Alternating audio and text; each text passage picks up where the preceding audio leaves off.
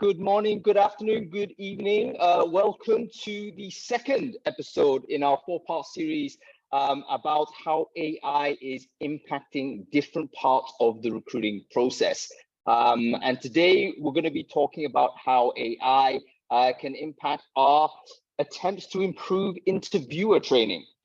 Think about all of the people in your companies that you currently are confident to put in front of candidates and you trust to make assessments as to who is a good or bad candidate to join the organization. Who are those people? How many are there? Are they any good? Are you confident about them? It is very important for us as recruiters to really be the gatekeepers of the quality of the interviewing that we as a company do. And the question and debate here is, how do we do it now, and how can AI help us do it better? So I hope you're at the right show. Let's see whether we've got the audio and video working for everybody first of all. So let's pull this up. Actually, where's the audience here? Oh, we've got a bunch of participants already. Folks, let's do a quick sound check. If you can hear me okay and you can see me on video, can you just please say, yes, I can hear and see you on the chat there? That's it. Somebody's done that. Well done. Make sure, by the way, when you're interacting on chat, here's the thing I hate about Zoom. It defaults to, I think, panelists and hosts when you post something, but make sure that you switch it to everybody. Because we're all about transparency here, and we want everyone to be able to see what everyone else is saying. So there's no back channel chat going on in these webinars. Okay, it looks like people can hear me okay, which is great. Obviously, everyone knows how to use Zoom, which is great also. Please do interact on the chat there. We're going to try and sort of address stuff that comes up. If you have very specific questions that you definitely want to have answered, use the ask sort of Q&A feature at the bottom of the screen. We'll get to them at the end of towards the end of this this webinar. Okay, folks. Use your computer mic, not the. Hey, good point, Alex. Is my mic actually defaulted to something else? Let me just try and fix that. Good point, bro. All right, listen, I'll do that when I introduce the guests. So, okay, let's introduce other people. Firstly, my name is Hung Lee. I am sort of hosting this webinar. Let's go to the other folks that are here whilst I fiddle with my mic. Siadhal, why don't you go ahead and introduce yourself? Sure. Hey, folks. So yes, Siadhal, one of the co-founders at Metaview. Delighted to be running this series in partnership with Hung. I don't know who came to the last one, but a little bit about us and why we're doing this. So it's really clear to, I think, everyone at this point that AI is going to revolutionize productivity. And there's a lot of debate and discussion to be had about what that means for recruiting. We want to have that discussion and that debate. So that's why we wanted to come together.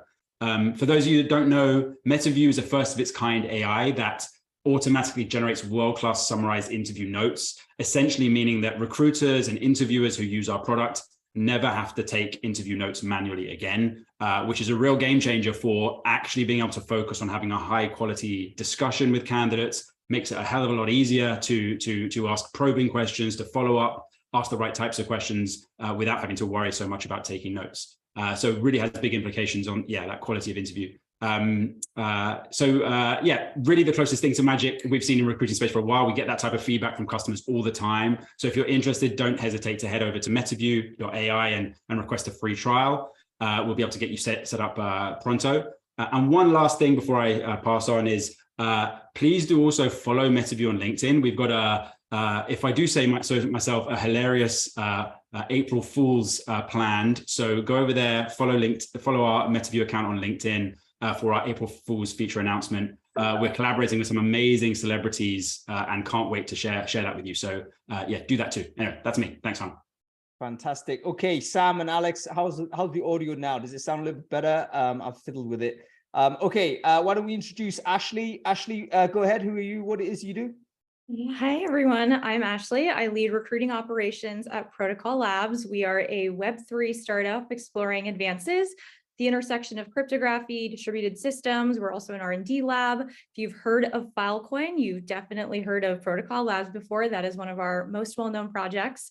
But I specifically lead our team of recruiting coordinators, program managers, program coordinators, and we really focus on candidate experience.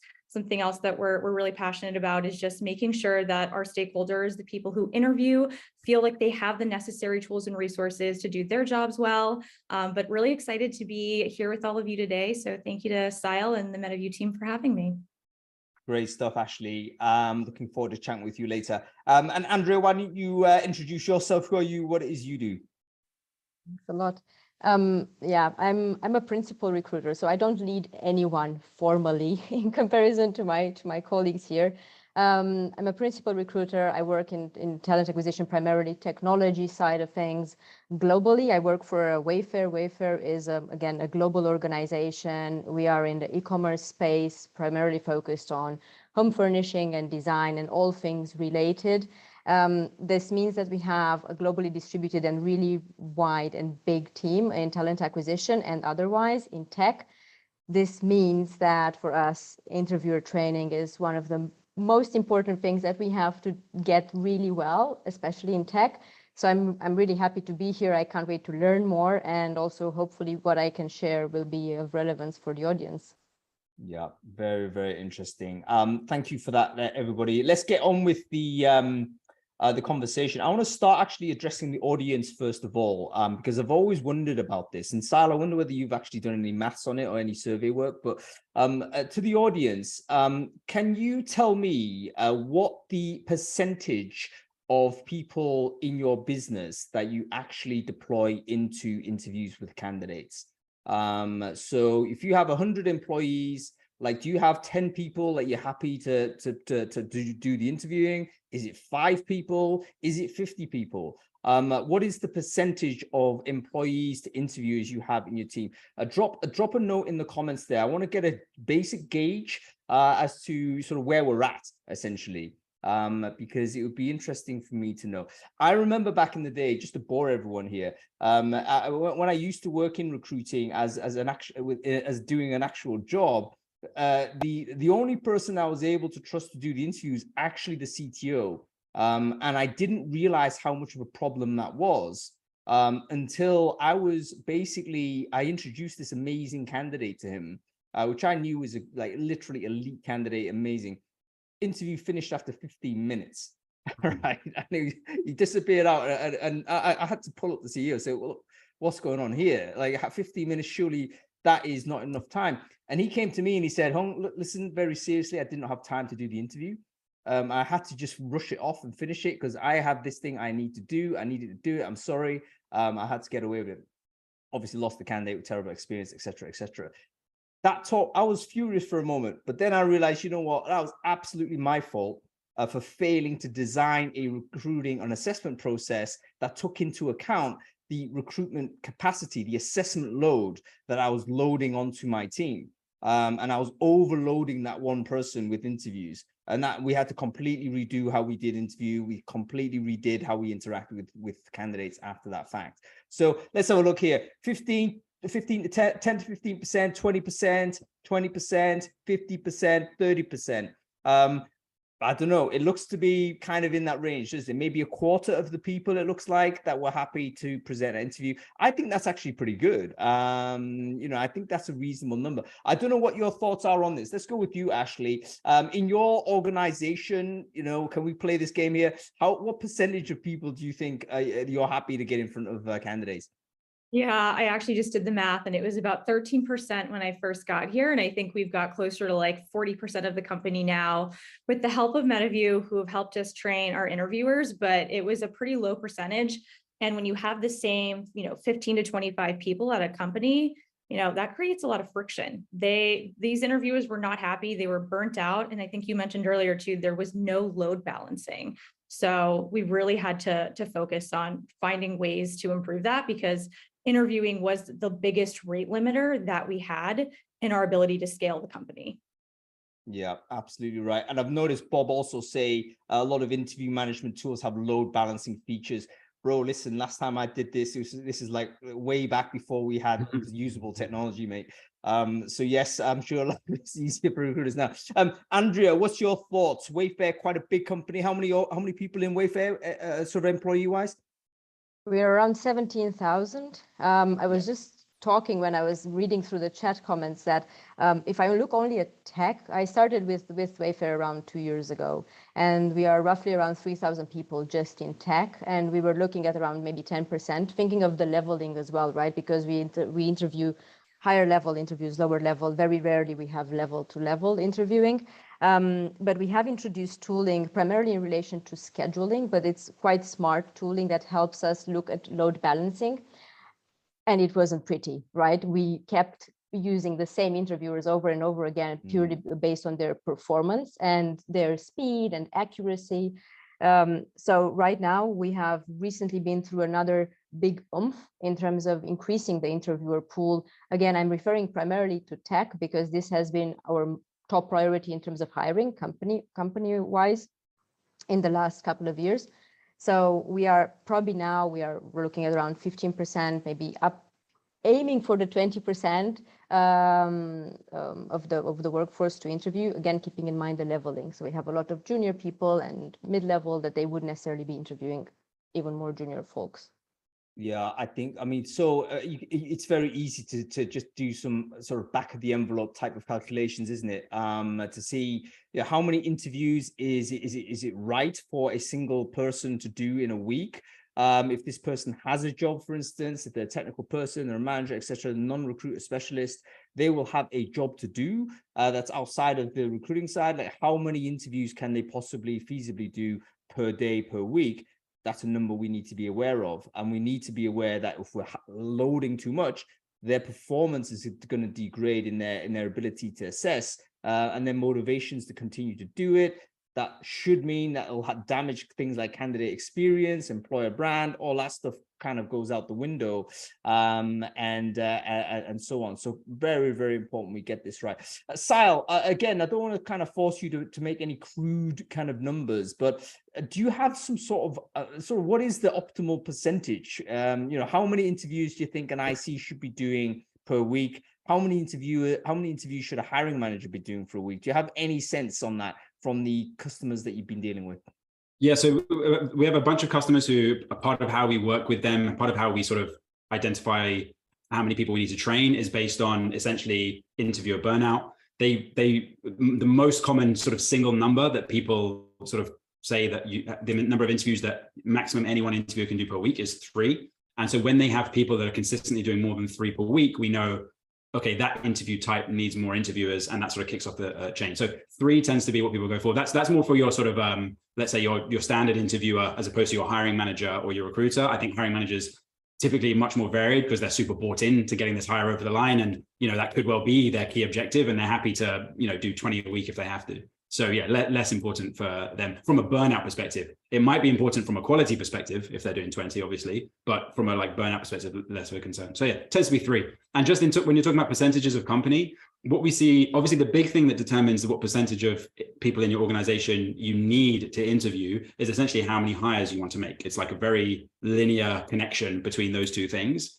And what we tend to find is 50% is really where it tops out. And that's, again, sometimes a target that we have with customers is, can we certify so that 50% of people within the company are able and trusted to run interviews? But what you often find as people get to that higher, like up to 40, 50% of people running interviews, is you also almost introduce like a new tier of interviewers. So like people will be familiar with things like bar raisers or hiring committees or things like this. You introduce something else that essentially takes into account the fact that we're relying on such a large population of people that we can't fully understand what they're doing, which obviously one of the things Metaview helps with, that we're going to introduce this additional cohort of people who will actually interview a lot more than 3 times per week, because it's essentially becoming like a key part of their job. And it is baked into almost their own performance expectations once you're one of those people.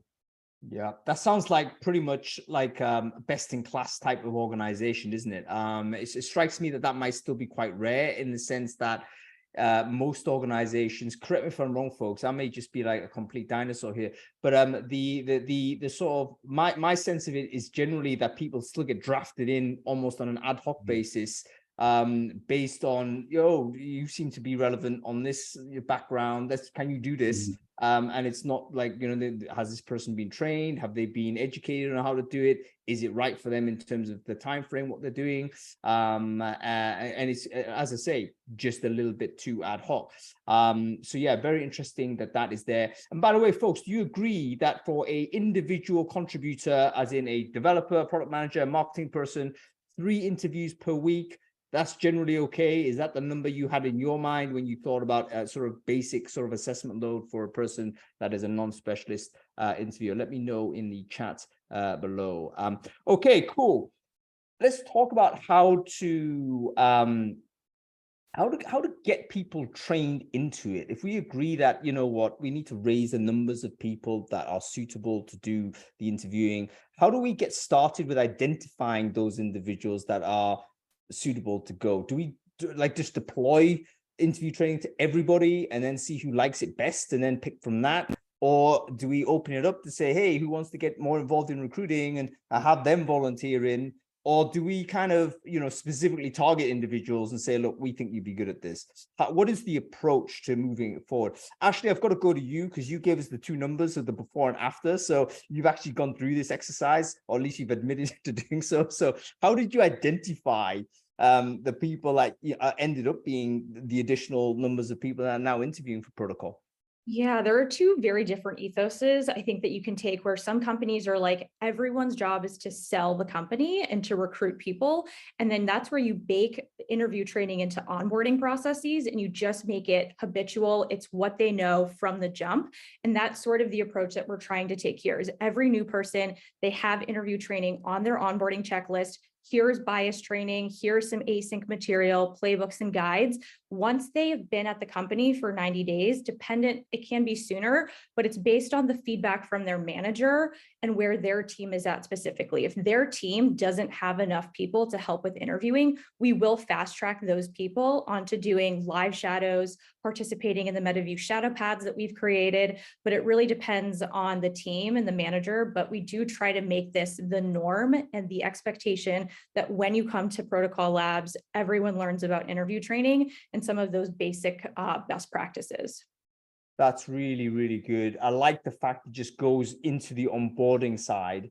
Isn't that a great idea, folks, that you don't have to suddenly thrust it on someone who, months after they've started, but you've already started talking to them as if they are a future interviewer when they start onboarding into the company. Just gets the mindset right, doesn't it? And it gets them starting to orientate around the idea that they need to participate in hiring.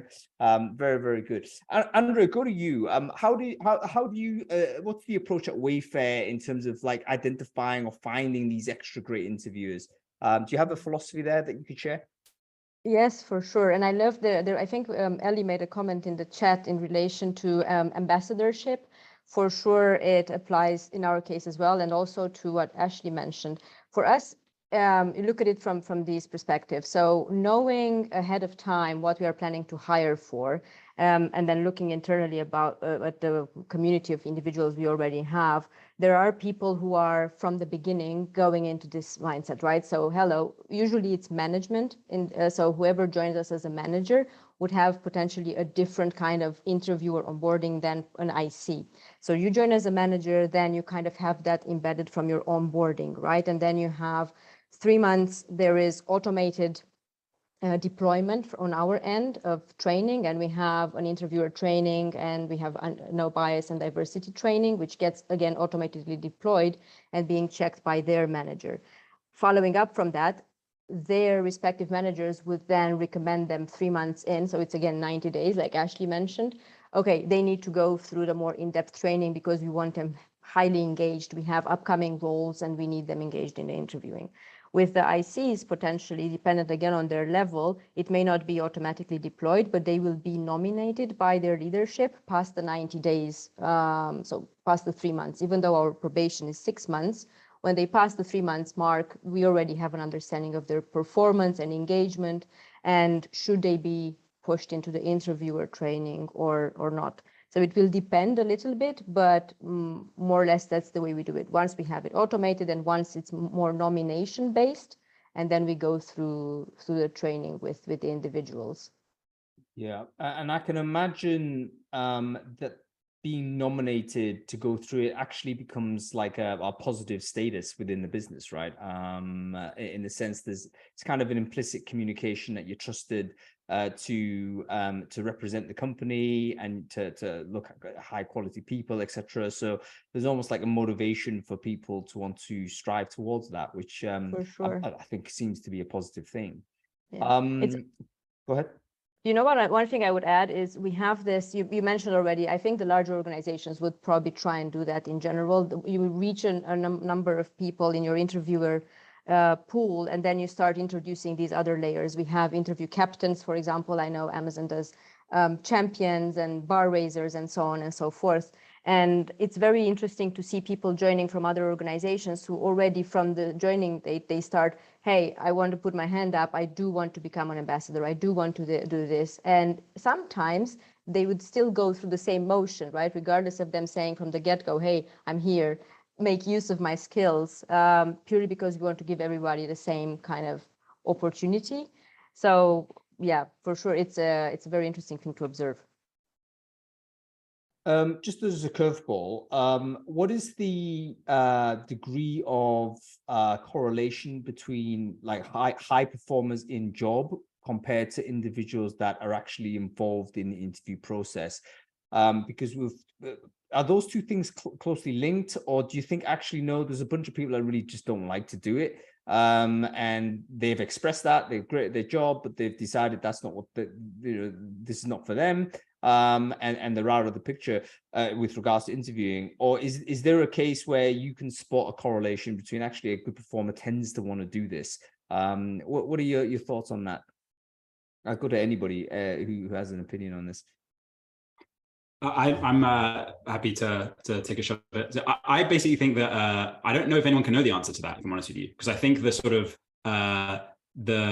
we're only just starting to scratch the surface to actually understand what's happening in these interviews. Are people doing a good job? And then there's another step, which is to work out, well, based on these interviews that we ran and the decision we made off the back of it, was that person a good hire? And I think that sort of accountability within hiring teams just doesn't really exist. So a lot of what people will talk about as well, is essentially a perception that they have that someone is a good interviewer, i.e. good at running the conversation, which I think is fair to, I think it's fair that a chunk of that is based on perception, like it's a judgment thing. But the part around, are they a good picker? Do they actually spot great talent? Is like, there's very few data points that people really have. And it's sort of not actually something that people can, with high authority, comment on really. So the way that really we think about, I would recommend people think about interviewing is, as an organization, you should have a perspective on what you want out of your interviews. You don't want to leave it completely to luck, do whatever you want because we can't measure it. We can't measure the outcomes properly. No, you have to have a position, just as you do on any topic in business. You have to judge what you think the right thing to do is.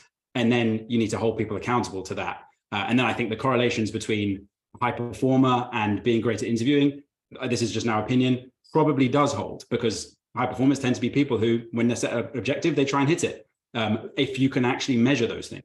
So yeah, that's I guess my point of view. Yeah, really interesting sort of contribution, SR, particularly the distinction between someone who is a good runner of the conversation compared to are they a good assessor of candidates. And isn't that something we always confuse, folks? Like in a less scientific world, someone who feels that they're a great interviewer, maybe they're just very good at interacting with people, high EQ people, able to just interact with anybody, but are they able to judge and assess whether that person who they've naturally got on very well with is actually a very good fit or not for that organization or that role? Actually, Hung, just to round it out, I do think there are signs that someone is clearly a bad interviewer, to be clear. So things like scorecards indexing sort of very clearly a certain way. Like this person always says yes to everyone we put in front of them. They're not useful for your funnel efficiency. If they're doing that, you might as well not bother with that person. Or if they always say no, same thing, you obviously want, but the sort of the range in the middle, the healthy range is actually quite large. So it doesn't tell you exactly who's great. And same thing with folks who consistently, if they're the hiring manager, they never close the candidate. They never, the best candidates that you really want never want to join. Well, guess what? That person's probably not that great at interviewing. So there are definitely signs that someone needs a lot of help to get better. But I think actually the sort of the morass of people in the middle, it's hard to tell who's the best. That's really, really interesting. I want to agree with you, Siadhal. And I think you know the numbers I kind of agree with. Like someone who's always a no type of person. It can be difficult. Someone's always a yes. Always. By the way, I'm a yes man. You know. That's why you wanted to agree with me, huh? That's exactly why you wanted to agree. I'm a yes man. Like I'm rooting for the candidate all the time. I always think, yeah, this guy can do it. You know, when you know, I'm that type of person. A sort of irrational faith in humanity. Bad interview as a result. So it's a good job I'm not involved in that. But isn't there a case where, let's say you've got a particularly difficult job, like the job is like really high spec, very tight. Ashley and Andreea, you recruiting for sometimes very technical people. You know, there's not many people that can do that job. And actually, you might have a manager that is legitimately making accurate decisions, but it's kind of knowing all the time because the recruiter is not being able to supply the candidate through. So might be a bit crude to say anybody who's consistently a no is automatically a bad candidate. We might need to also measure how difficult the job is in terms of acquiring the candidate. What are your thoughts on that? Ashley, let's go to you on this.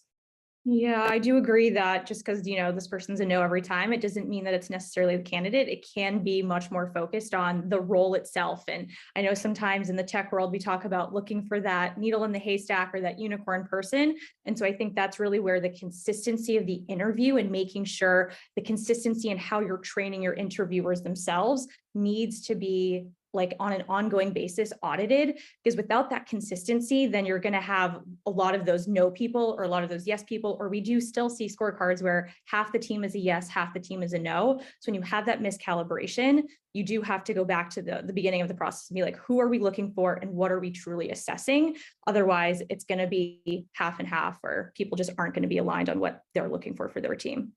Yeah, but that's a great rule on scorecards, folks. If there is a disalignment, a dissonance on the scorecards, basically means something has gone wrong in the process. Either you've not agreed what you're looking for, or the two people or the three or however many people are doing the scorecards and doing the assessment have got a different perspective that's not sort of meshing or not aligned with what it is you're looking for. So it's an important sign as a recruiter. You might need to then intervene in some way and roll back. Okay, very, very interesting. Let's talk about the sort of interview training that we want to deliver to people. Is that like, I mean, I get it from sort of what both you and Andreea said, that there might be like a universal curriculum that is delivered to give us a standard to say, hey, if you're recruiting for my company, these are the minimum things that you need to achieve. That's excellent. However, is there anything on top of this? Like, because different interviewers will have different strengths and weaknesses, won't they? Where, you know, someone might have potential to be a good interviewer, but you know what? He or she tends to lean in this direction or does this thing a little bit that could be corrected. How do we go and identify that? And how do we sort of help that person get better? Any thoughts on this? Ashley, go to you again, actually. Yeah, I would say that when we talked about earlier, how you have people coming from all of these different companies where they might be a champion, they might be a bar raiser, part of that enthusiasm and that excitement is that they were so bought in to how their company did something that when you come to a smaller company who is still trying to build their identity and build what they want to be, you know, known for in the recruiting world, how they want candidates to leave every experience, there is a conversation that needs to happen or a breaking of an identity from where they previously were and say, let's take all of these great things that you've learned, all of these amazing things that you've honed, and let's find a way to make it make sense for Protocol Labs. So I do think that when you are trying to build a world-class recruiting function and candidate experience, there is a lot of those types of conversations that need to happen of like, you know, this is how we want to assess candidates. This is how we want them to leave feeling. But the baseline should always be like on the candidate, right? You never want a candidate to leave the experience having had a negative conversation. Or I think especially if a candidate is rejected, they should be the ones being like, man, I am so disappointed that I didn't get that call back or I didn't make it to the next round versus, you know, the people who are like, yeah, I'm really excited about it. But I want the people who leave being like, I didn't get that call back, but I'm going to keep trying. Like, I want to apply to this company again. I want to work with these people. And so I do think that at the foundation, there are basics that you need to teach them. You know, bias training, that isn't a one-time thing. This is something that is ongoing. You can never get rid of bias. Everyone has inherent biases, but it's about how you mitigate and reduce them with ongoing training. And I think the part that gets lost is once you become a tenured or a senior interviewer, your training stops. Like that is not the case. There needs to be an ongoing training for people. And so it's, I think, yes, baseline, bias training, best practices for what that makes sense for your company, and then continuous plan for ongoing learning. Yeah, very, very important. It's kind of like driving a car, isn't it? Like you get trained to drive a car, you get your tests, and then off you go. And thereafter, you develop all kinds of crazy habits that obviously are not necessarily best practice. And I think interviewing can sometimes be that way, particularly if you're dealing with very senior people who I think can sometimes be very resistant to interview training because, of course, they know what they're doing. So that's something we'll talk about in a moment. Like, how do you actually handle the person who's resistant to training because of their self-perception of them being an expert interviewer? But before we do that, Andreea, I just wanted to go to you on this notion of someone who is kind of a weak interviewer but wants to get better. Have you encountered that in your situation in Wayfair? We've already talked about why it's a career development thing. It's a reasonably high status. If you're a person that wants to climb the career ladder, so to speak, you probably want to develop strong interview skills, but maybe that person has a number of weaknesses in doing it, and may need a bit of support. Have you got sort of an example of a person in that type of frame, and what did you do with that person to elevate them to a standard? I actually do have a really nice story about it. At the moment it happened, it was not nice at all. I think the person knew and did not know what they need to unlearn and then learn. I think it goes to connect to what was said just before, right? You may come from all the staple organizations and think you know it all. The more senior you get, the more ingrained it becomes. The story was that there was an individual, they were not necessarily, they came in, dumped in the role, training, the basis training. They didn't have the opportunity to go through the other layers of training that you mentioned before. We do have the foundation, and then we have layers of training on top for specialty types of roles. So there are, I don't know, imagine we have product, you have your marketing, you have your sales, you have your engineering. All of those have different layers that an interviewer should go through. This individual didn't have that opportunity because it was one of those, okay, this needs to grow now. Yeah, it's great. You do it in parallel. So they started interviewing. Everybody was a no. The fact that they were relatively new in the organization, I think, put them at a disadvantage because they didn't want to come across as, I will let everybody go. So they put across the other side of the story, right? They were really harsh, really harsh. Everybody was rejected. Really hard to get to a common point as like what's happening here. Everybody was rejected based on something else, apparently. Anyway, so we did something called pattern analysis.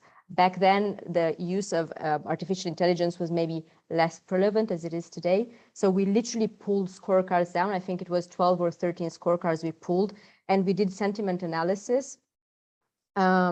Disclaimer, I did try to use, there is an NLP program from Google, failed at it miserably. So it ended up being literally highlighting stuff that seemed the same. We went back to the person and we said, hey, look, this is what keeps coming up in your scorecards. You have some biases here. Let's look at them. Let's go through these things together. I think it was a humbling moment for them because they were really quite senior. They knew their job. They knew what they were doing. And they had to have a good look at this and say, okay, it was highlighted in yellow, I remember. So that was a good exercise that we've been through. They would not necessarily recognize, hey, I need some help, but they did take that in. And it was very easy to see that following up from that, they shifted. It was not all yes, for sure not, but they started asking for feedback and asking, okay, can I have some shadowers in my interviews? Is it okay if I bring someone? Yes, it's fine. It doesn't matter how senior you are. You can still have shadowers being next to you and helping you with that. And that also helped us learn. We observed these things and we said, okay, we need to be mindful and include these things in our training. What if other people have the same blind spots? And we can maybe help them through this learning to support them so that this doesn't happen. This was a really good thing. It happened to me in my first couple of months at Wayfair. And I thought, I'm in trouble. But that was a good outcome overall. It's a really, really good example. And I can just visualize exactly that situation where this manager, probably, as you say, maybe a senior person, and yeah, I mean, it can be difficult for a senior person to recognize the blind spot, and even more difficult for them to ask for support. So to have the information and the data available, that gives every party the bridge to cross it, so to speak, to get to the point where they can improve as an interviewer. So that's a really great story. Can I just comment on that quickly, Hung? I come in just because I think it's such a good example as well when you think about what is one of the things that AI changes for in that type of a situation, where that was obviously a really high leverage individual, really high sort of high authority individual who is really important to this hire that's being made. So you as a group of folks in the recruitment team decided we're going to get together and try and like work this out. And it was only the reality is that's happening across like many different interviewers at many different levels, but you don't have the ability to sort of take in all that data. You can only say, hey, like one time we're going to do this one investigation. I think that's like a really great example of identifying where the issues are is something that is really hard right now, or has been hard up until very recently, and is one of the things I think that AI will change, which means you can be much more efficient, but also much more selective about who you're identifying might need help. Yeah, very, very. Let's talk about it. The topic of this conversation was to say, how does AI actually change the game in terms of what is now available for recruiters and talent developers to help increase the numbers of people that can do interviewing and elevate the standard of interviewing. What's been the main innovation in this sort of space? Sal, we may as well go with you to set the scene on this. Where do you think AI has changed the game and will change the game in this particular case? Yeah, so I think it will happen along two dimensions, like in the short to midterm. Let's focus on that. One is sort of what I mentioned previously, actually identifying who needs training. So I think the phrase that I've loved that people have used so far is you get people to baseline. And fine, you need to do that for sure. And I think there might not be a ton that changes about how you do that. There's some efficiencies that you can definitely achieve with modern technology to get people to baseline, but it's not night and day. I think the thing that's going to be night and day is after that point, how do you identify who, based on how they're actually performing, needs help? Because again, I speak to talent like recruiters all the time, and they'll say, yeah, when I first joined, I went and shadowed a few interviews just to see how they were doing it. And they might have done it up front, and then sort of they're there 2-3 years later, they haven't done it since to see what's going on in these interviews. That can change. AI is going to be able to identify those issues for you, so you don't have to do the sort of the spot QA check of just joining one in every 50 interviews that occur. The second part is, once you've identified who needs the training, actually identifying what specific sort of component of their interviewing is off, right? So you're not just receiving this one-to-many generic training, it's individuals that need help receiving the specific training that they need, which is exactly what Andreea sounds like you did for this individual. You went through their scorecards, that was the best sort of data you had to identify what they needed. Like, as an example, there'll be some people who, it turns out, interrupt candidates all the time.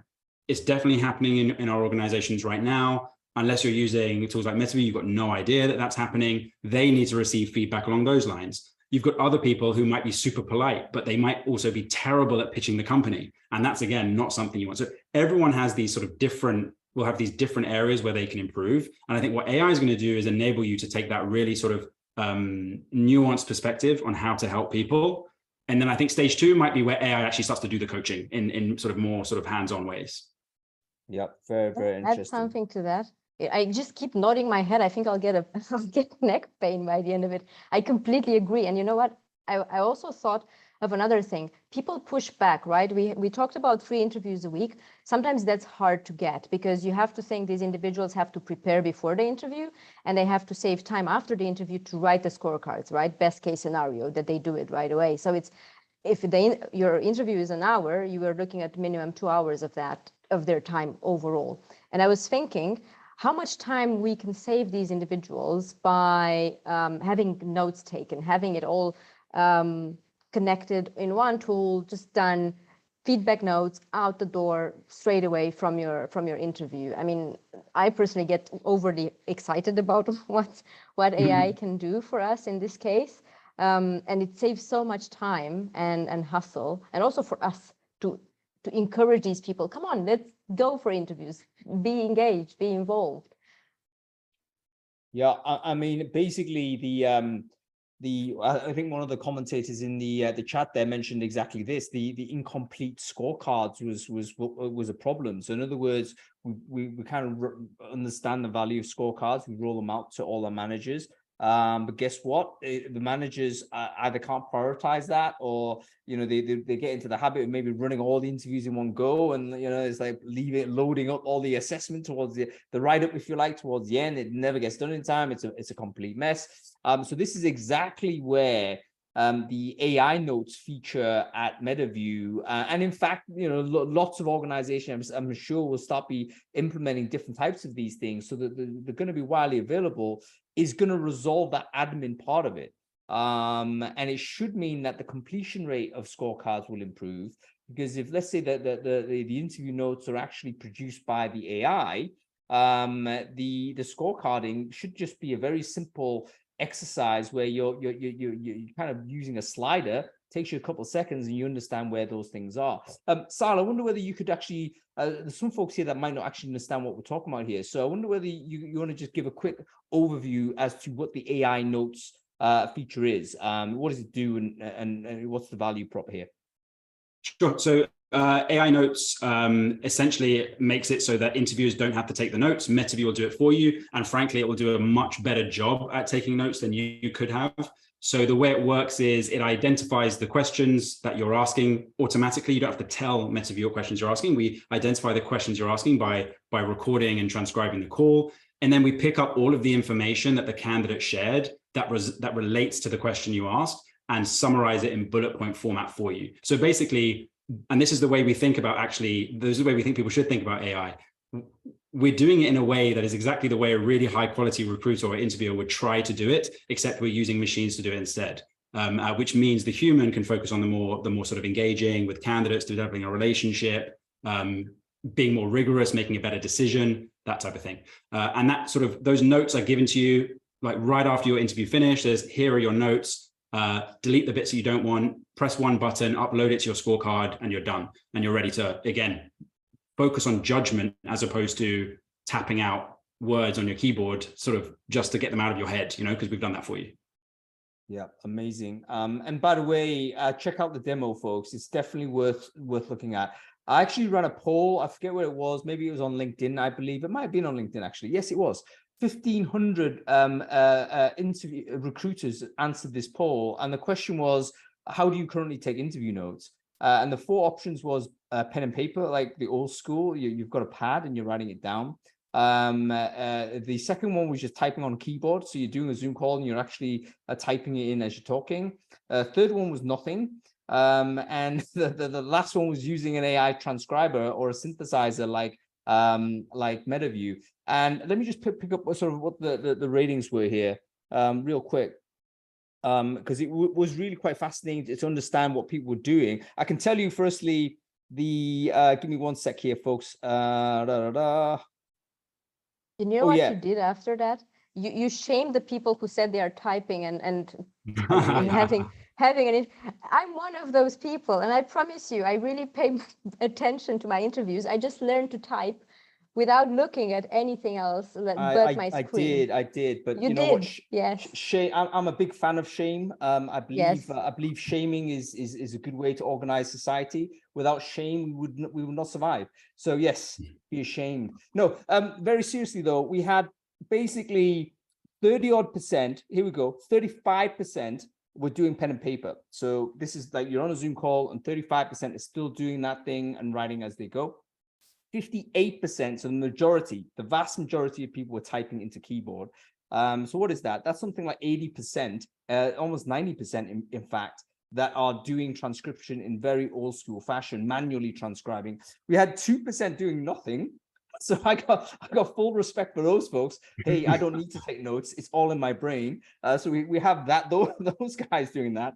And then we had 5% of the 1,500 that responded that were using some sort of notes generator. So we've got low market adoption rate at this point in time. But I suspect that number is going to grow because it's obviously better. But there were some criticisms from that poll. Like a lot of people pushed back, and we might as well talk about them now to see how we deal with it. So the first one was basically how do you trust it? So we all know that generative AI generates the information. How do we know it's capturing the right thing? How do we know it's actually putting the right information in front of us? Like how do we get to the point where, yes, this is the thing? Sal, I guess you've got to deal with this here. What kind of assurances have you put in place and to make sure it doesn't hallucinate something that isn't there, or to skew the notes when it's disaligned with the transcription? Yeah. So hallucination not possible in the context. It happens in other sort of applications of AI, but in our case, we are literally taking what was said and the transcript of that, and the only things that we summarize are the things that were present in that conversation. There's no sort of sourcing of data from outside, or in a world where we don't know, let's make a best guess. That cannot happen in our application. So hallucination is just never. In terms of how do we know we're pulling out the right stuff, let's be honest, we're competing against quite a low bar, right? When there are some people who tap out everything the candidate says when they're interviewing, but I promise you they don't actually capture it all. Metaview's notes are, I would say, sort of 5 to 10x more rigorous than what any sort of human being takes. The honest answer, though, is try it out, see for yourself. It's free to try. No one has ever said that their notes are better than the notes that the AI has taken for them. So I'm sure it wouldn't be the case for folks if they're interested as well. Yeah, I think the superiority of the collection of the data has to be fairly self-evident, right? Because no matter how fast the typer you are, you're not going to get everything. And secondly, and actually, there are as there should be with all of these AI tools, there are sort of fail safes, right? The fact is every note is attributable to a moment in the interview. So you can go from the summary to the portion. It could end up being like our summary could be a few lines, but it could be from a 5-minute part of the conversation, and we attribute that so you can see if, well, hang on, that's not quite my recollection of how that went. Let me jump to that part of the interview, re-listen to it, and if you have a different opinion, obviously you're still the person making the judgment, so you change it and you edit it to whatever you want. It happens really infrequently, but I think it is still really important to have the actual game tape, what actually happened, with no interpretation on top of it whatsoever. Available as alongside what the AI notes sort of do for you. Yeah, so I think it's definitely better. It takes the work off. It's going to be probably less biased in the sense that you're typing away on what exactly you're going to miss a bunch of stuff. So you've made some sort of decision not to note certain things down and note other things. Are you that sure you've noted down the right or the most important things? Inevitably, when you review the human type, the human written notes, you're going to weigh more heavily against the things you've actually recorded and documented, and it might not actually be the most important thing that you've taken down. We've got a few criticisms here. I just want to deal with it. There is, how about the idea of the trust on the candidate side? So, you've got a GDPR problem, you've got a data privacy issue, you've got people that just fundamentally, maybe they just don't like to have the record button on. I know Zoom right now is recording, right? A lot of people freak out when they see that thing glowing red. Like, why is it red? Shouldn't it be green just to make it feel better? But anyway, how do you deal with that angle? Any thoughts on this? I mean, actually, let's ask you, because you've implemented Metaview, and I'm sure candidates might have asked that question. Like, how do you deal with the consent issue of the recording? Yeah, I think they've done a great job of letting us know if a candidate wants their information deleted. It's a very easy process. But in terms of like the safety and the consent, we always let candidates know ahead of time that they could be recorded using Metaview. It explains what Metaview is. And then we go a step further. We've actually updated the verbiage to include that this could be used for training purposes in the future, but they always have the option to opt out. And you'd be surprised too how many candidates now are asking that they are allowed to use a transcription service of their own so that they can pay attention during the interview. So we always want to make those accommodations for candidates as well. But I think consent goes both ways. So we tell our recruiters, if a candidate asks to record their interviews, we are totally fine with that, but we do need to run it by the entire interview panel so they know ahead of time as well that their interview could be recorded. So I think it's about being upfront and transparent and always giving someone the option to opt out if they don't want to be recorded. Yep. I've got a few oddball questions. Actually, we don't have time for all of them because we need it there. Folks, we've got 10 minutes to go. So if you've got any particular questions you want to ask any of our panelists, or you want to ask Siadhal about AI, or particularly about AI notes, use the Q&A function, because we're going to go to that in 5 minutes. Tunde, I want to just address your point, though. I think very significant. We are talking about digital interviewing here as the primary use case. There is obviously a case face-to-face. I'm assuming it simply can't be used at this point in a face-to-face scenario. Is that correct, Siadhal? Not correct, no. Okay. Essentially, most of our customers, essentially, if your meeting rooms are well equipped with video conferencing technology, then it's essentially the same thing, right? You can think about Metaview as an AI that joins via your video conferencing, just like sometimes you have meetings where two of you might be in person and one person's dialing in, same thing. It still distinguishes the speakers. It still knows who's the interviewer, who's the candidate. It still does all the same stuff. The vast majority of interviews that we capture are done virtually, to be clear, just because I think that's the way the world is going with most interviewing. But actually, it's not like a technical limitation at all. Yeah, very, very interesting. I've got a few other questions which are a bit strange. This is coming from my poll I put out there. And I didn't know how to answer them really. So I'm going to just put it out there right now. They may be very difficult to answer. We had some people saying actually, like, so one of the things I put forward as an endorser of this interviewing automation, interview notes automation, is that the interviewer can be fully present and not, be eye contact away and stuff like this. But we had other people saying actually that is very ableist, in the sense that some people are very, they actually struggle with eye contact anyway. So it might be better for the interviewer to not be fully present, so to speak, or at least not look so much at the camera, because the person on the other side may prefer that. And I couldn't answer that particular scenario, because I thought that's possibly true, but that's over the majority case, it probably is better to have a higher degree of eye contact than a lower degree, isn't it? So you can't cover all cases, I guess. There's certain circumstances where, yes, there may be certain candidates that would prefer camera off completely, let's say, or those kinds of things. So you can't cover every use case. Second question on this side was that some people might feel as if the recording would put them off, so it would affect their interview performance. What are your thoughts on this? Is that a real problem, or do you think that's something we're kind of looking for issues to pick up here? I'll open up to anybody to answer that. I'll have to have an answer, just because I can't let that one pass. Really hard to be categoric about something like that. Does it affect how people behave when they're being recorded? Of course, like, very hard. You can't A/B test these things and ask the same person and then Men in Black sort of make them forget it and try again and see if it's any different. It's impossible to know.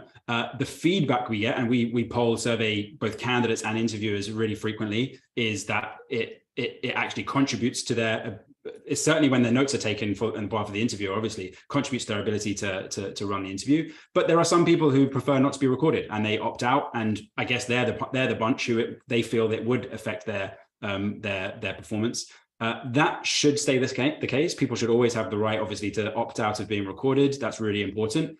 But it doesn't change the fact that the way the world is going, and actually you mentioned it, the fact that candidates now are asking to use their own meeting recording tool to record interviews. We actually get inbound from candidates now saying, hey, I'm interviewing at the moment, I love to use Metaview for my interviews that I'm going to be conducted when I'm the candidate. Same thing. So the world is going towards more observability, more data, more recording of business conversations.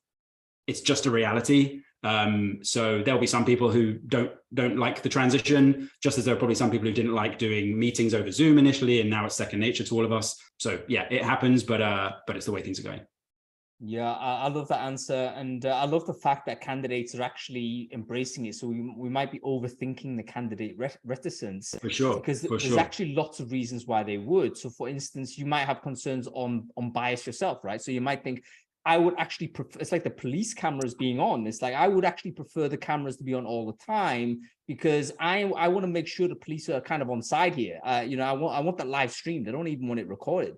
So it's the same way when you go forward for interview, like you want to make sure that you're being treated properly. You don't want to have weird things happen in an interview. I mean, there have been terrible stories, and I absolutely believe this must have happened, where you have, really bad conversations occur in what was previously a cloistered environment. Remember, pre-Zoom, not so long ago, an interview would be a room with 2 people in, no one else listening in, and what conversations go in there? We have no idea what is happening there. So I think we might be overplaying the candidate concern, because it should actually be a powerful defense for candidates, particularly if they've got the rights to subsequently delete it or whatnot. And also, I can imagine the candidates who wanted to use Metaview to sort of bring it into interviews might want to also use it to improve their side of how they interview, right? So what is the real feedback for that?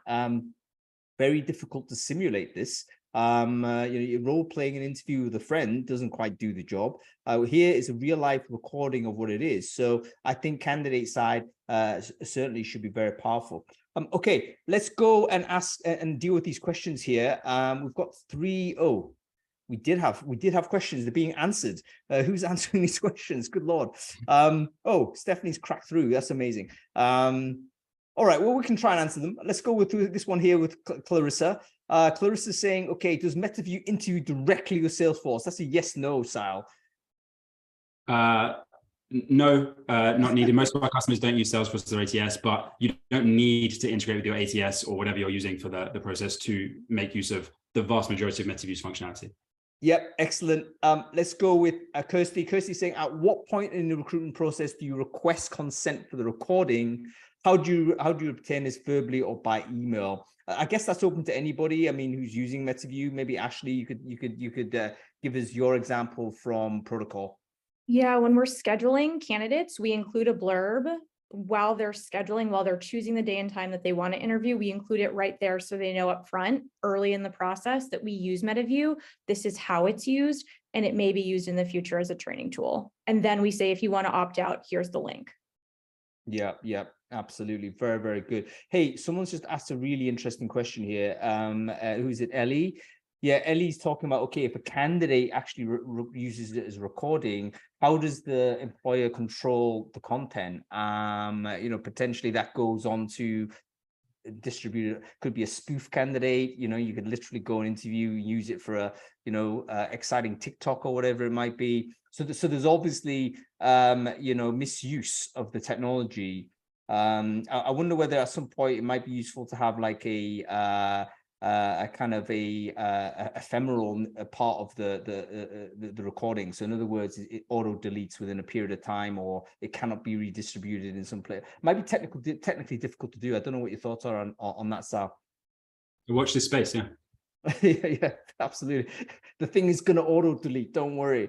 Okay, folks. One thing I would say, just for complete clarity on that point, though, that would be averse to the core data privacy regulations. If a candidate did that, they would be contravening something like GDPR. So I don't want to get too much into specifics, but essentially, just like we are on this call, in an interview, you have 2 data subjects, the interviewer and the candidate. They're both data subjects. They both have rights. So for someone to go and sort of distribute a call on a public forum would be contravening the other data subject's rights, because that person was never unless they were told about it, et cetera, and said, yeah, that's fine. So it probably will happen at some point if candidates start to record their interviews. That's not what Metaview does. We do it for the organization, but it would be some form of illegal. Yeah. And also it's one of those where there seems to be higher risk to the candidate, because do you actually want to do that and kind of expose yourself as someone who can't be trusted? Because you are recording the other person without their consent, presumably, or at least you're distributing publicly without their consent. So it's not a smart move by candidates. Probably we can anticipate only I think like fake candidates might do it for content purposes. So anyway, hopefully it's not going to be a main thing. Okay, Tori, well done. Go ahead and book your demo. Folks, we're coming to the end of this show. So if you're excited about this category of technology and you think it might help you up-level your interviewing capacity within your organization, reduce your admin sort of load, and actually improve all aspects of your recruiting game, go and grab yourself a demo with Metaview and a play with it. You know, you can only trial it. I think it's basically free to give it a shot. So I wonder whether someone can share the link as to where you can do that on the chat. Go ahead and check it out. I think it's going to be mandatory in my view. So even though we're kind of like touching it here and there, and we're not sure what's going to happen, I do believe for things of like for debiasing and issues like that, I think companies will have to roll this out. Because right now we're relying on human beings making like very, very subjective judgments and then making yes/no decisions on candidates that could be challenged. You know, it's something that you really want to try and get away from. So yeah, use this, get into it. Okay, we're out of time, everybody. So thank you so much for watching this show. Thank you to our wonderful guests, Ashley Chu, Andreea Lungulescu, Siadhal Magos, great to be a co-host with you. We're going to be back, by the way, with episode 3 in about 2 weeks, where we're going to be talking about how AI can up-level candidate experience. So we're going to keep trucking with this idea of where AI intersects with a critical part of the recruiting process. If you want to watch that, make sure you sign up to it. Stephanie will send you a link for the next show. Go and register for it. If you follow on the Metaview LinkedIn page, you'll also get the video there or live stream on that page as well. So there's 2 ways in which you could watch it. Okay, everybody, that's about it. Thanks for watching. Hope you've enjoyed it, and we'll see you in a couple of weeks. Thanks, folks. Thanks so much, Hung, Andreea, Ashley. Great to chat.